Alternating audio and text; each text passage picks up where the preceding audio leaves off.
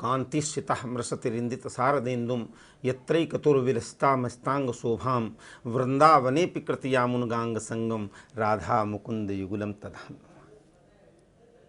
आप सबको कर्मयोगी लीला पुरुषोत्तम भगवान श्री कृष्ण के जन्मोत्सव की हार्दिक शुभकामनाएं, मंगल कामना। जी हाँ, भगवान कृष्ण जिनके अनेक रूप हैं, कभी तो वो माखन चोर कहलाते हैं, कभी गोपियों के वस्त्र चुराते हैं, कभी ग्वाल वालों के संग में अनेकानेक प्रकार की लीलाएं करते हैं, कभी उनकी परीक्षा लेने ब्रह्मा जी आते हैं, कभी इंद्र आते हैं, और कभी वो अपनी एक उंगली पर पर्वत उठा लेते हैं। जी हाँ, इसीलिए तो उनको लीला पुरुषोत्तम कहा गया है ना। भगवान राम राघवेंद्र सरकार का अवतार जो था वो रावण का वध करने के लिए था, उनको मर्यादा पुरुषोत्तम कहा गया। लेकिन मर्यादा अपनी एक विधा है, लीला पुरुषोत्तम में, लीला में ही अनेक राक्षसों का वध करने की विधा भगवान कृष्ण ने दिखाई। और वो लीला का जब शुभारंभ मां वसुदेव और देवकी के कारागार से हुआ। जी हाँ, कंस ने वसुदेव और देवकी को कारागार में बंद कर दिया। 8वें संतान के रूप में भगवान कृष्ण का अवतरण हुआ, चतुर्भुज रूप दिखाया और दिशा निर्देश दिया कि मुझे नंदगांव ले जाया जाए।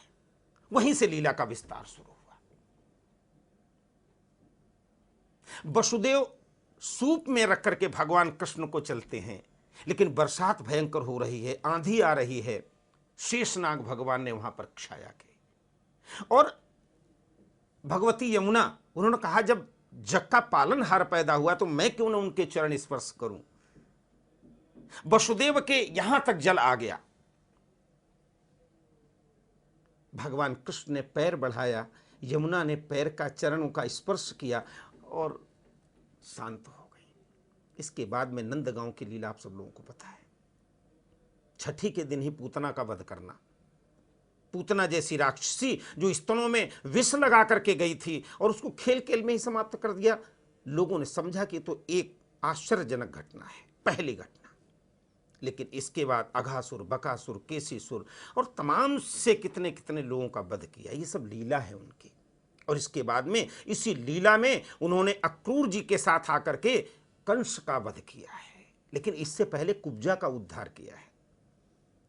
भगवान कृष्ण के जीवन में कहीं पर भी देखें, वो जहां पर रसो वही सह, श्रीमद् भगवद गीता में भगवान व्यास यम प्रव्रजंतमनुपेतमपेत कृत्यम द्वैपायनो विरह कातरमा जुहाव पुत्रेति तन्मयतया तरवो विने दुस्तम सर्वभूत हृदय मुनिमान तोष्मि। यहां से जब श्रीमद् भागवत शुरू होती है, 10वें स्कंद में भगवान कृष्ण की जब लीला शुरू होती है, तो वहां पर लीला का जो विस्तार किया गया है। कंस का वध करने के बाद में लीला शुरू रहती है। हालांकि श्रीमद् भागवत में इसका वर्णन नहीं, महाभारत का है। लेकिन गोपियों को साथ मिलकर के जब महारास की संरचना होती है तो अच्छे अच्छे देवता देवगण भी देख करके कहते ये है क्या, ये कृष्ण है क्या, ये कर क्या रहे हैं, इनका उद्धार हुआ है, उद्धार करने के लिए जन्म हुआ है। तो भगवान शिव स्वयं सखी बन करके आ जाते हैं उनकी रासलीला को, महारासलीला में प्रवेश के लिए। और जब दुनिया देखती है कि भगवती राधा रूठ जाती हैं तो किस प्रकार से भगवान कृष्ण उन्हें मनाते हैं। इसीलिए तो कहा गया है ना, है प्रेम जगत में सार और कोई सार नहीं। यही प्रेम तो है ना, जो गोपियों को बांटा है, जो ग्वालों को बांटा है, जो देवताओं को बांटा है, ये प्रेम है। और इसी प्रेम के लिए पूरी श्रीमद् भागवत कथा इसीलिए कहा जाता है प्रेम का सार है। ये भाव और प्रेम की कथा है। आज कन्हैया का जन्म हो रहा है। चारों ओर इसी प्रकार से, जिस प्रकार से आज अंधकार है, अनाचार है, अत्याचार है, भ्रष्टाचार है, आतंकवाद है, शायद यही समय रहा होगा जिस समय भगवान कृष्ण ने जन्म लिया। आज भी हम त्राहि त्राहि करते हैं कि हमें बचा लिया जाए भ्रष्टाचार से, हमें बचा लिया जाए आतंकवाद से। मनुष्य में प्रेम नहीं रह गया है। जबकि भगवान राम राघवेंद्र सरकार की अगर देखें तो हम में राम, तुम में राम, सब में राम समाया, और सबसे कर ले प्रेम जगत में कोई नहीं है पराया। आज प्रेम का संबंध समाप्त होता जा रहा, संयुक्त परिवार प्रणाली टूट रही है, माता और पिता पुत्र का संबंध कैसा बन रहा है, राजा और प्रजा का संबंध कैसा हो रहा है, सेवक सुखचा मान भिखारी, सेवक और मालिक का संबंध क्या बनता जा रहा। सचिव वैद गुरु तीन जो, प्रिय बोलहि भय आस, राज धर्म तन तीन कर होई बेगही नाश। राजा और प्रजा का संबंध क्या, तो इन सब विपत्तियों से, क्योंकि भगवान ने कहा है, भगवान विष्णु ने स्वयं कहा है, ना हम बसामि वैकुंठे, मैं वैकुंठ में नहीं रहता हूँ, योगी नाम हृदय पिना, योगियों के हृदय में भी नहीं रहता हूँ। फिर आप कहाँ रहते हैं, कहते मद भक्ता यत्र गायंती तत्र तिष्ठामि नारद, मेरे भक्त जहाँ भजन करते हैं, मेरे भक्त जहाँ नाम उच्चारण करते हैं, मैं वही निवास करता हूँ। शायद इसीलिए गोस्वामी तुलसीदास जी ने भी लिख दिया, कलयुग केवल नाम आधारा, सुमिर सुमिर नर उतर नहीं पा रहा। आज कृष्ण की बहुत आवश्यकता है, और वो कृष्ण कौन से हो, महाभारत के, जहां पर कौरवों और पांडवों की सेना है। अर्जुन का रथ चलाने के लिए भगवान ने स्वीकार किया, परम प्रेम के पाले पड़कर प्रभु को नियम बदलते देखा, उनका मान टले टल जाए पर भक्त का मान न टलते देखा। जिनकी केवल बंक भ्रकुटी से, वो परमात्मा क्या है, जिनकी केवल बंक भ्रकुटी से सागर सप्त उबलते देखा, लेकिन उनको यशोदा मां के भय से अश्रु बिंदु दृग ढलते देखा।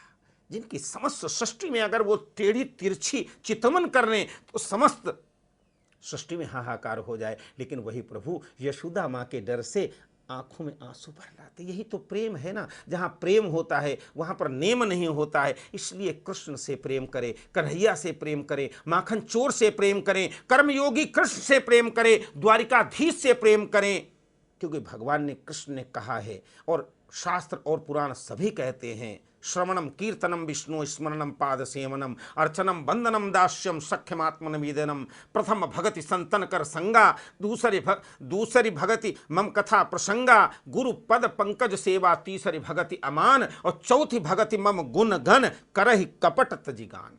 हमारे गुणगान जब करें, नाम स्मरण करें तो कपट नहीं होना चाहिए, मित्र से कभी कपट नहीं करना चाहिए, प्रेमी से कभी कपट नहीं करना चाहिए। और कृष्ण ने इस बात को सदैव ध्यान रखा। इसीलिए जिस समय अपना गोलोक गमन हो रहा था, उस समय प्रभु ने गोपियों का स्मरण किया है, और आज भी वृंदावन इसका गवाह है।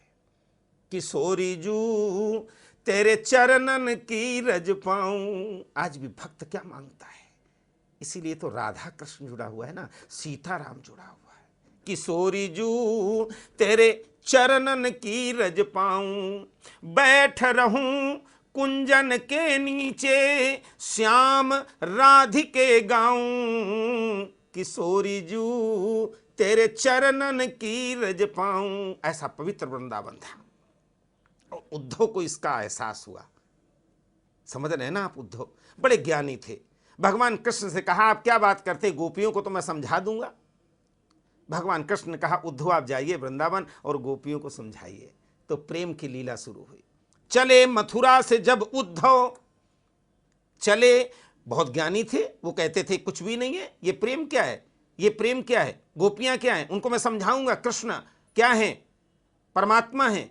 चले मथुरा से जब उद्धव, तो वृंदावन नजर आया, वहीं से प्रेम ने अपना अनोखा रूप दिखलाया। उलझकर वस्त्र कांटों से, उलझकर वस्त्र कांटों से, लगे उद्धव को समझाने, तुम्हारा ज्ञान पर्दा फाड़ देंगे प्रेम दीवाने। इसीलिए तो कहते हैं प्रेम जगत में सार और कोई सार नहीं।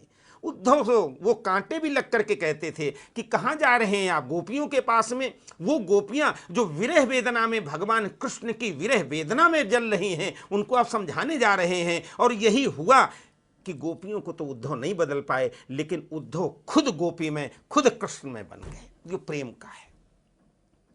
तो मित्रों, आज के इस संसार में जहाँ पर स्वार्थ है, जहाँ पर मित्रों की कोई कीमत नहीं है, जहाँ पर माता पिता को कष्ट दिया जा रहा है, जहाँ पति पत्नी में झगड़ा है, जहाँ पर संयुक्त परिवार प्रणाली टूट रही है, जहाँ भ्रष्टाचार का बोलबाला है, जहाँ आतंकवाद का बोलबाला है, और जहाँ पर भाई भाई में भी प्रेम नहीं दिखाई पड़ता, ऐसे समय पर हम संकल्प लें कि भ्रष्टाचार, अनाचार, अत्याचार, आतंकवाद को दूर कर समाज में समरसता पैदा करते हुए प्रेम का संदेश देंगे और हरे राम राम राम हरे हरे, हरे कृष्ण कृष्ण कृष्ण हरे हरे इस मंत्र का उच्चारण करते हुए कन्हैया को प्रणाम करेंगे। कर्मयोगी भगवान कृष्ण आपकी जय हो, द्वारिकाधीश भगवान कृष्ण आपकी जय हो, माखन चोर आपकी जय हो, नंदलाल आपकी जय हो, यशोदानंदन आपकी जय हो, जय हो, जय हो। मित्रों, इसी के साथ में जन्माष्टमी की शुभकामनाएं।